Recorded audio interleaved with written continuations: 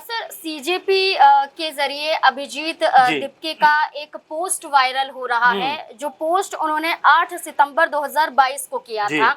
इस पोस्ट में वो भारत जोड़ो यात्रा को लेकर एक बड़ा कमेंट करते हुए नजर आए थे। जी। उन्होंने कहा था कि ये भारत जोड़ो यात्रा नहीं बल्कि ट्रैवल व्लॉग है। जी। और ऐसा कहना क्या बताता है कि अब सवाल खड़े हो रहे हैं, लोग कह रहे हैं कि राहुल गांधी की जरूरत क्यों पड़ रही है, कांग्रेस की जरूरत क्यों पड़ रही है। जी। आपने तो उनकी यात्रा को ही ट्रैवल ब्लॉग बता दिया था, अब जी। राहुल गांधी की मांग की जा रही कि वो भी यहाँ पर पहुंचे, तो कैसे जी। देखते हैं इस देखिए कमेंट? नाज़मीन, ये सब समय समय की बात है, क्योंकि 2024 से पहले की आप बात करेंगे तो कोई भी राहुल गांधी को लेकर उतना सीरियस नहीं होना चाहता था, इतना गंभीर नहीं होना चाहता था, बल्कि ये तक कहते हुए नजर आते थे कि वो कांग्रेस पार्टी को खत्म करके मानेंगे। इस तरह की तमाम तरह की बातें कही जाती थी। और उसी दौरान जब भारत जोड़ो यात्रा की और भारत जोड़ो न्याय यात्रा की, उसको लेकर जब पूरे देश में माहौल बना, और उसी दौरान कह सकते हैं कि अभिजीत दीपके का ये जो कमेंट था कि राहुल गांधी की यात्रा को उन्होंने जिस तरह से क्रिटिसाइज किया था, जिस तरह का कमेंट किया था, तो वो भी एक समय की बात है। देखिए,